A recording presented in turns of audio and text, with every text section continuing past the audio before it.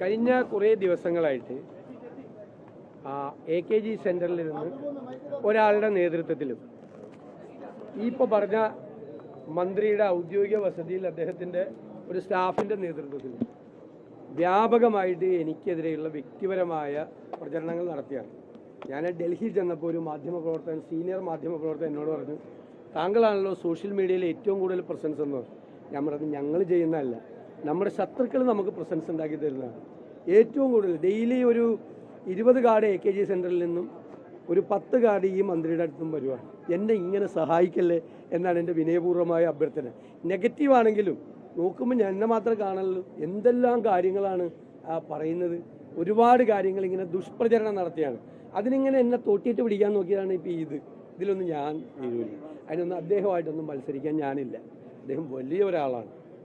എനിക്ക് സംസ്കാരവും നിലവാരവും കുറവാണെന്നാണ് അദ്ദേഹം പറഞ്ഞത്. അദ്ദേഹത്തിന് വളരെയധികം സംസ്കാരവും നിലവാരമുള്ള ആളാണ് അദ്ദേഹം. എനിക്കതിൽ തർക്കമില്ല.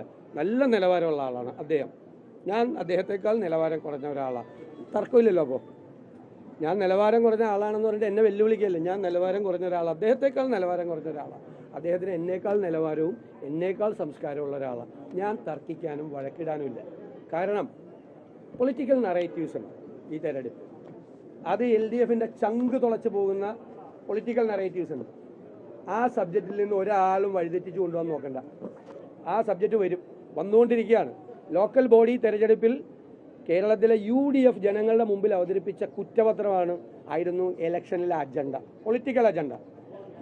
ഈ തെരഞ്ഞെടുപ്പിലും കേരളത്തിലെ പ്രതിപക്ഷം അവതരിപ്പിക്കുന്ന വിഷയങ്ങളായിരിക്കും ഈ തെരഞ്ഞെടുപ്പിലെ പൊളിറ്റിക്കൽ അജണ്ട. അതായിരിക്കും ജനങ്ങൾ ചർച്ച ചെയ്യാൻ പോകുന്നത്. അതിൽ നിന്ന് വഴിമാറ്റി കൊണ്ടുപോകാൻ വേണ്ടിയിട്ടാണ് ഈ തോണ്ടല്, പിച്ചല്, വലിക്കല്, തോട്ടിയിട്ട് വലിക്കല്.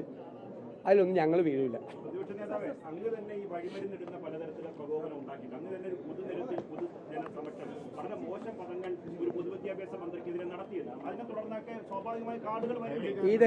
ഇതെല്ലാം ഞാൻ നിയമസഭയിൽ കൃത്യമായി മറുപടി പറഞ്ഞിട്ടുണ്ട്. വേറെ വല്ലതും ഉണ്ടോ? ഒക്കെ പറഞ്ഞിരുന്നു. വേറെ എന്തെങ്കിലും ഉണ്ടോ? ഇല്ലല്ല. അല്ല, അദ്ദേഹം സജീവമാണല്ലോ. നേരത്തെ തന്നെ ഞാൻ നിങ്ങളോട് പറഞ്ഞല്ലോ, അദ്ദേഹം സജീവമാണ്. മനസ്സിലായേ? അദ്ദേഹം ഈ തെരഞ്ഞെടുപ്പിൽ അദ്ദേഹത്തിൻ്റെ മുഖം കേരളത്തിലെ 140 നിയോജകമണ്ഡലങ്ങളുണ്ടാവും. ശശി തരൂർ എന്ന് പറയുന്ന ഒരു വ്യക്തി ഒരു വിശ്വപൗരനായിട്ടുള്ള വ്യക്തിയാണ്. കോൺഗ്രസിൻ്റെ അഭിമാനമായിട്ടുള്ള ഒരാളാണ്. അദ്ദേഹം വിദേശ സർവീസിൽ നിന്ന് വന്ന ഒരാളാണ്. അദ്ദേഹം ഈ ലോകം അറിയപ്പെടുന്ന എഴുത്തുകാരനാണ്. അദ്ദേഹത്തെ ഇഷ്ടപ്പെടുന്ന ഒരു വലിയൊരു സമൂഹം കേരളത്തിലെ ജനങ്ങളുടെ ഇടയിലുണ്ട്. അവരുടെ ഇടയിലേക്ക് അദ്ദേഹം വരികയാണ് ഈ തെരഞ്ഞെടുപ്പിൽ UDFന് പിന്തുണയുമായിട്ട്. ബാക്കി ഞാൻ നിങ്ങളെന്ന് പറഞ്ഞപ്പോൾ ഞാൻ പറഞ്ഞില്ലേ, അതെല്ലാം തെറ്റായ വാർത്തകളാണ്, അടിസ്ഥാനമില്ലാത്ത വാർത്തകളാണ്, വെറുതെ LDF ക്യാമ്പിൽ നിന്ന് പ്രചരിപ്പിച്ച വാർത്തകളാണ്. ആ വാർത്തയ്ക്കൊന്നും അടിസ്ഥാനമില്ല.